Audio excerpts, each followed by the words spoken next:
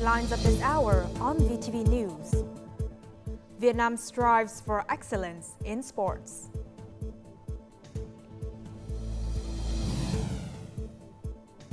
And the country's GDP growth surpasses target.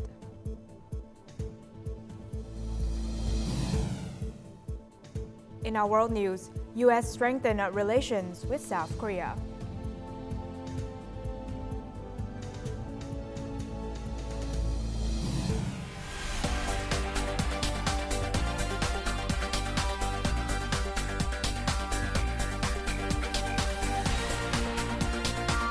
Broadcasting from Hanoi, the capital of Vietnam.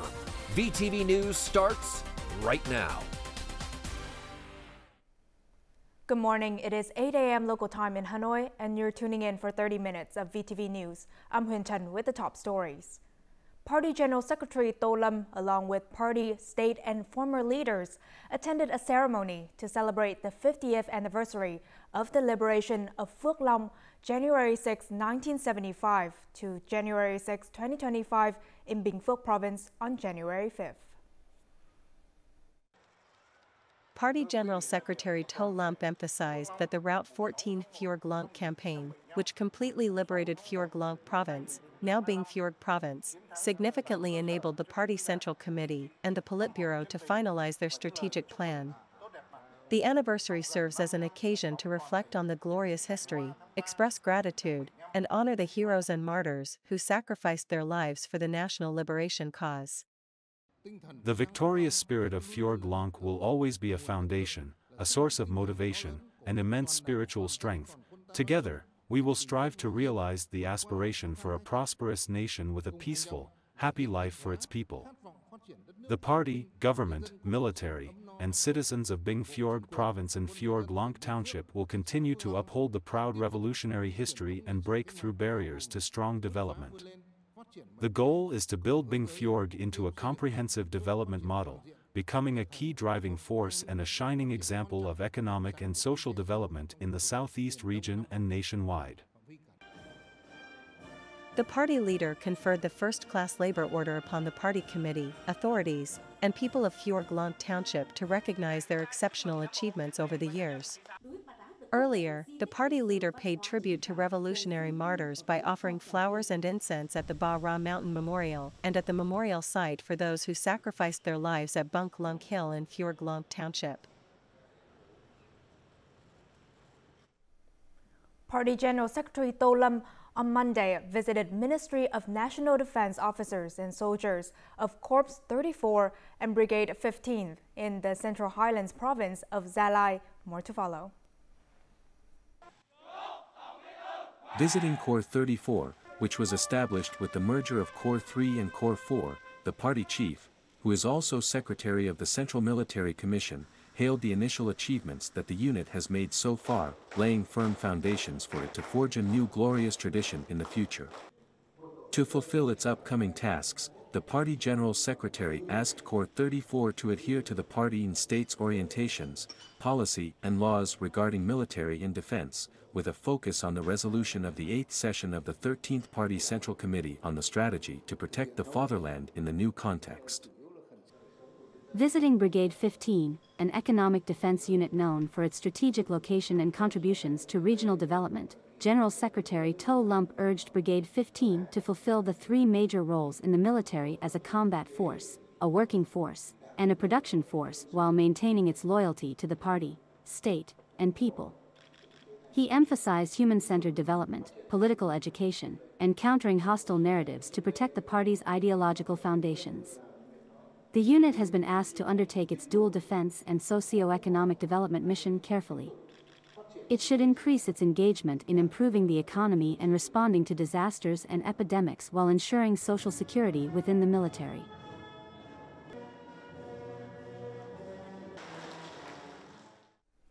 And also on Monday morning, Prime Minister Phạm Minh Chính presided over the 2024 Foreign Affairs Review Conference and outlined key tasks for 2025. Prime Minister Phạm Minh Chính acknowledged and praised the achievements of the foreign affairs sector in 2024. The Prime Minister emphasized several important lessons learned, including the continued pursuit of the nation's independence and socialist ideals, the implementation of an independent, self-reliant foreign policy, and active international integration. He underscored the need to be a trusted partner and responsible member of the global community. Additionally, he stressed the importance of staying well-informed about domestic and international developments and ensuring that Vietnam responds quickly, flexibly, and effectively in its foreign relations. I have 3 key wants. First, we must have a solid grasp of the situation and proactively propose timely, flexible, and effective strategies in party, state, and people-to-people diplomacy. Second, we should effectively utilize the agreements and commitments signed with other countries to turn them into resources for national development. Lastly, we must build a diplomatic team that is not only patriotic and dedicated to the people and the party but also highly skilled and professional. The Prime Minister outlined 5 key tasks for the foreign affairs sector.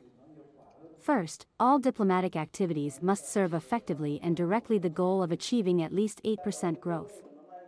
Second, Vietnam must continue strengthening and maintaining a favorable diplomatic environment, promoting peace, cooperation, and development with all countries. Third, diplomacy must contribute to advancing new production forces. Fourth, the sector should focus on building a streamlined, efficient, and effective diplomatic apparatus. Fifth, efforts should be made to implement a restructuring plan to improve the quality of the diplomatic workforce and strengthen the sector's physical infrastructure. Prime Minister Pham Minh Chinh expressed confidence that the foreign affairs sector would continue to achieve breakthrough results, helping position the country in the most favorable and optimal place within the emerging global context. And following Vietnam's victory in the ASEAN Cup 2024, on Monday afternoon, Prime Minister Pham Minh Chinh congratulated and rewarded the men's national football team. The government's senior leader emphasized that the achievements were a testament to Vietnam's football progress and a meaningful New Year gift for the country. The football industry should strive for the Asian Championship and World Cup qualification. The Prime Minister also sent his best wishes to player Nguyễn Xuân Son and other injured players. And on behalf of the party and state leader, the Prime Minister presented the team with the First-Class Labor Order and many other awards.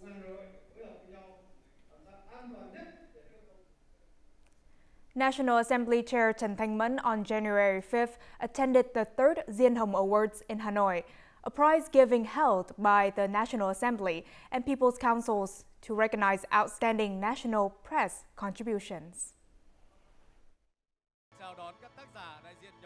The Diên Hồng Awards Organizing Committee presented 8 A prizes, 15 B prizes, 20 C prizes, and 40 encouragement prizes.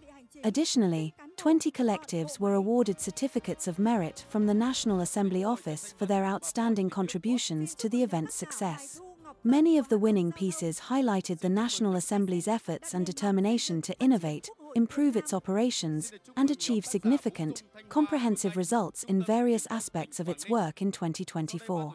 National Assembly Chair Chan Thank Munt expressed confidence that journalists would continue to nurture their passion for the profession with clear minds, sharp pens, and strong resolve.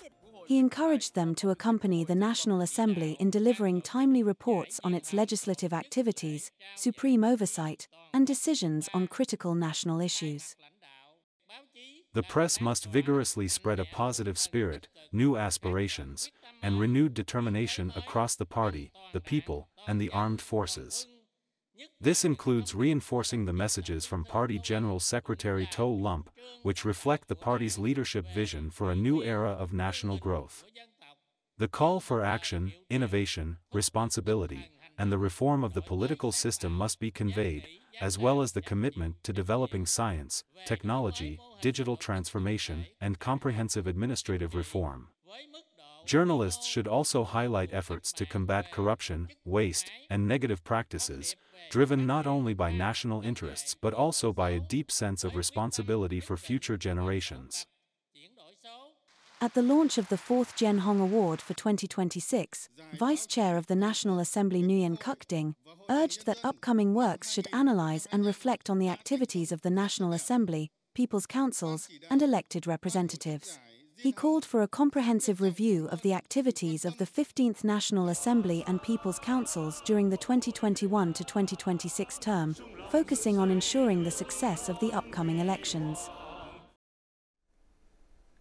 The 41st session of the National Assembly is set to provide feedback on several draft laws, including the Digital Technology Industry Law, the amended Employment Law, and proposed amendments to the Law on Advertising and the Law on Standards and Technical Regulations. Coming up next on VTV News. Vietnam's GDP growth surpasses target. And later on, we'll take a look at the 1946 general election, a development milestone in Vietnam's democratic institutions.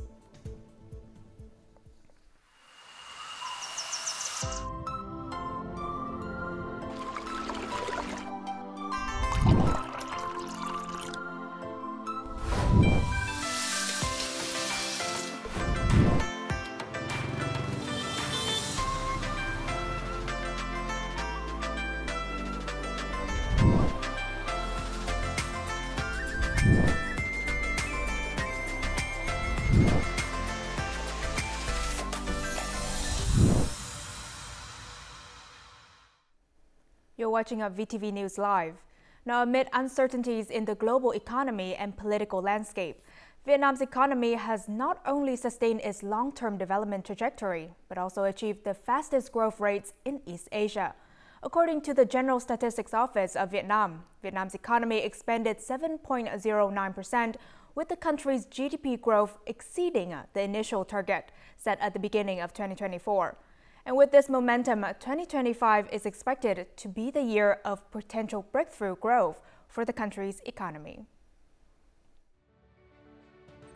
Vietnam's GDP growth reached 7.09% in 2024, making it one of the high-growth countries in the region and globally. Vietnam's GDP growth reached 7.9% in 2024, much higher than in 2023. Thus, Vietnam's economy has achieved a significant breakthrough. Vietnam's outstanding GDP growth demonstrates the country's remarkable resilience despite global uncertainties regarding the economy and political landscape.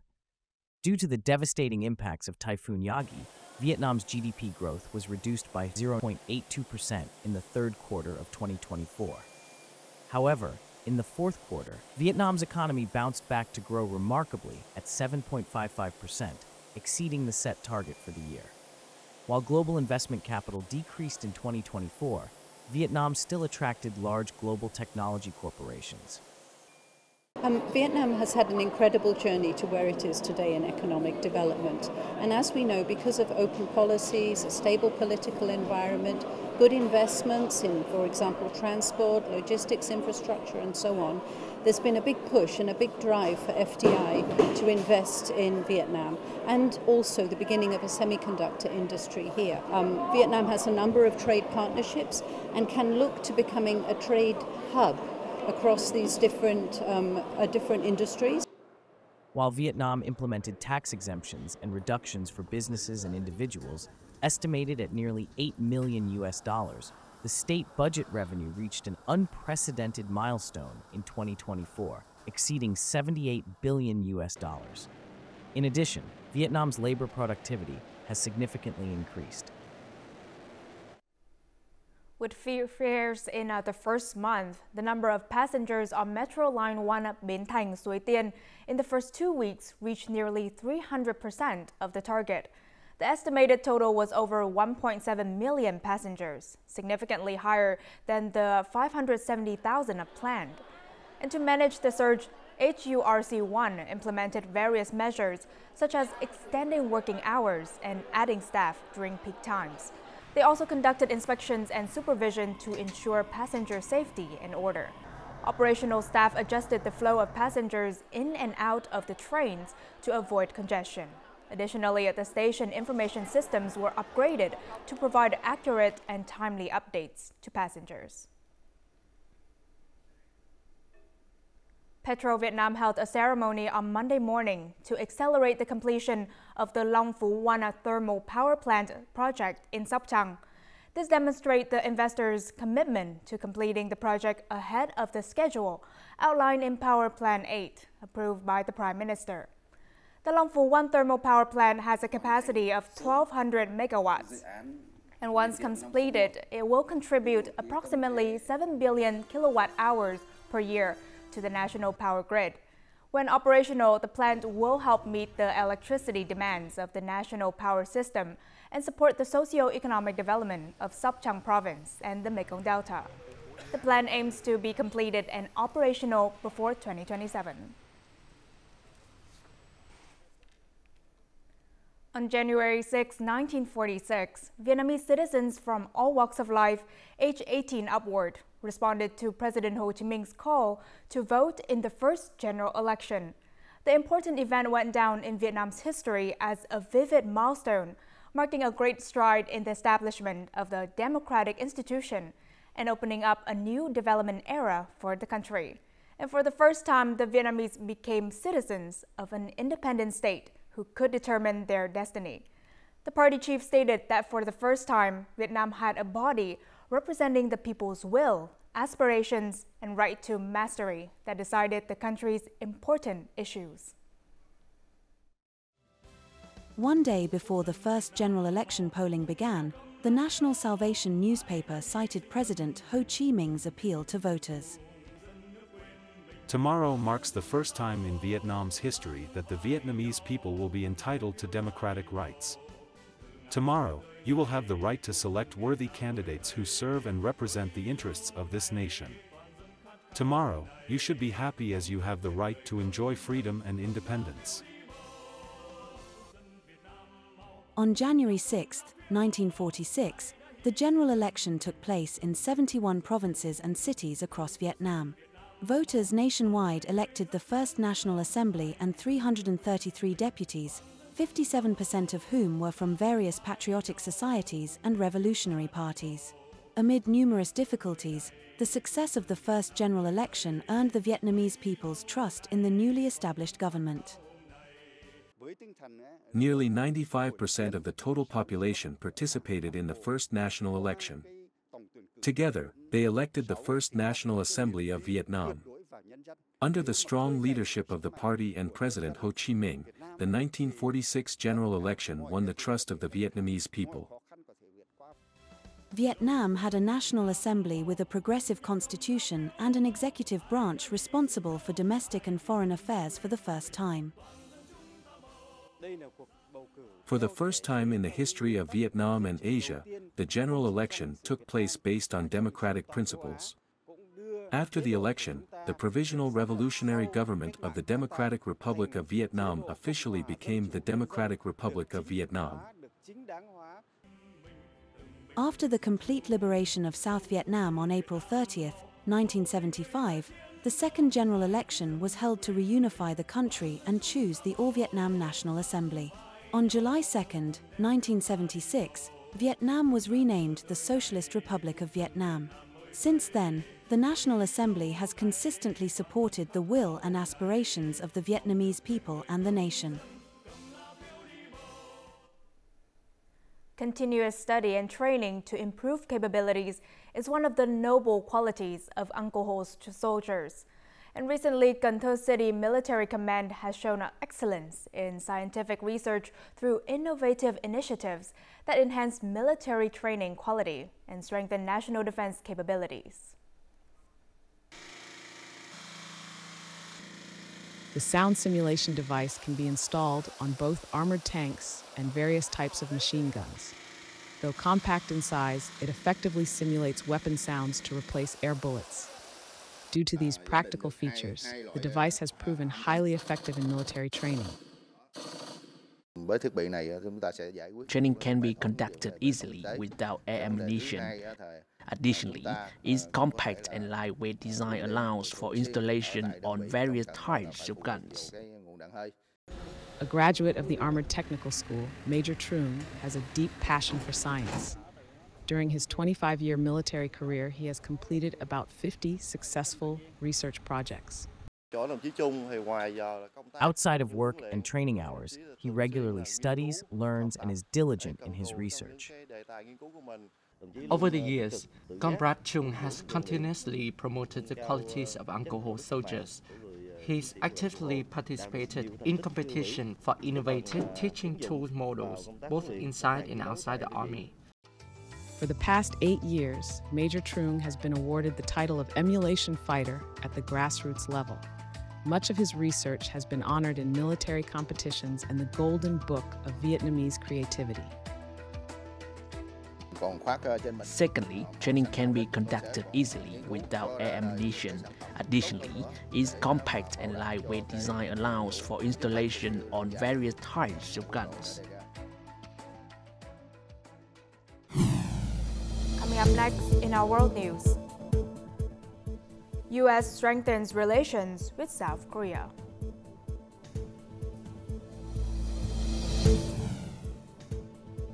And Russia identifies risk groups for HMPV infection.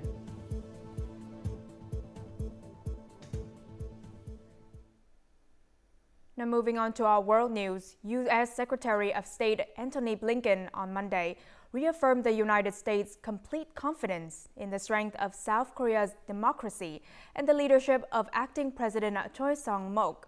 His visit marks the first visit to Seoul by a top U.S. official. The U.S. Secretary of State is on a 3-nation tour this week with planned stops in Japan and France. And in response, the South Korean acting president expressed gratitude for Washington's steadfast support. Monday's talks in Seoul focus on maintaining the U.S.-South Korea alliance, promoting a trilateral cooperation among the U.S., South Korea, and Japan, the situation on the Korean peninsula, and other regional and global challenges. South Korea has been in crisis after President Yoon Suk-yeol was impeached by the parliament and suspended from office. Russian health authorities have identified the primary risk groups for human metapneumovirus HMPV infection. And according to Russian medical experts, HMPV affects all ages, but is more severe in those under 5, over 65, or with weakened immune systems. Symptoms of diseases caused by HMPV are similar to the usual manifestations of acute respiratory infections, including a cough, runny nose, and high fever.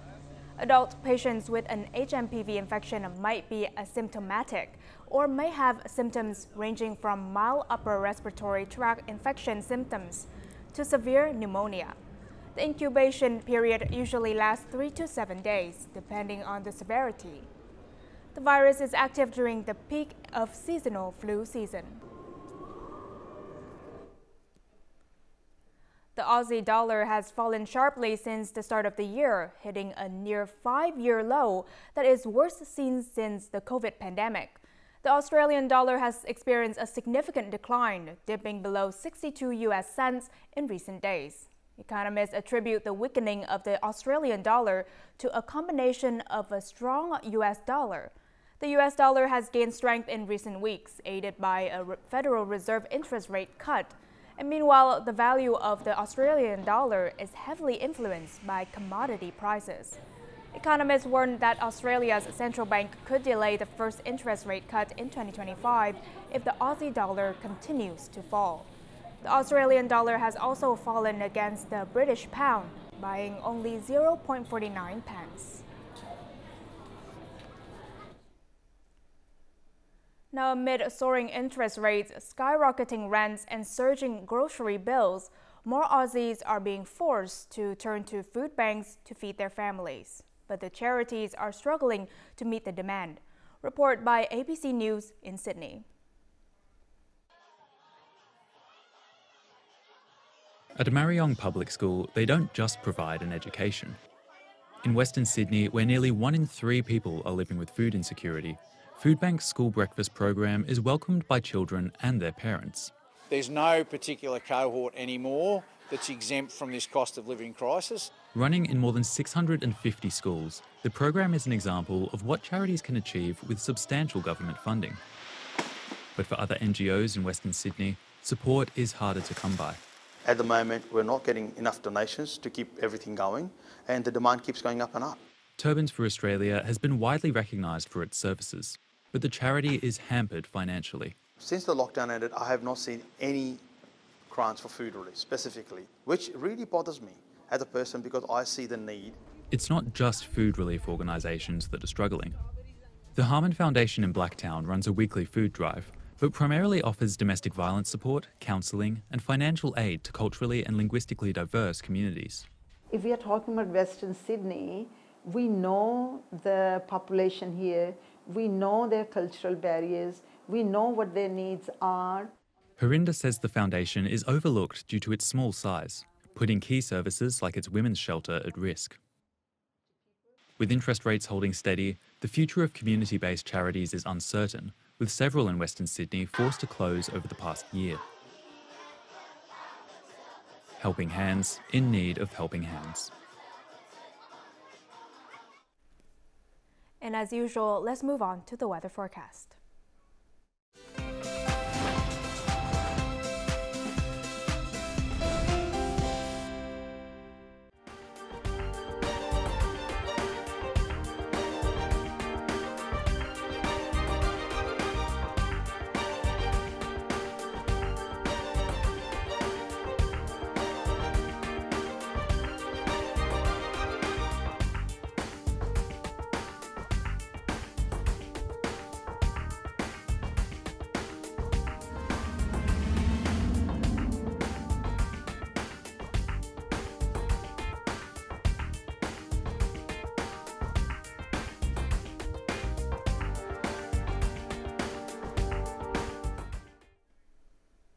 And that's all the news we have for this hour. To rewatch our program, you can download our mobile app VTVgo or check out our YouTube channel, VTV4Go. Thank you for watching and see you next time.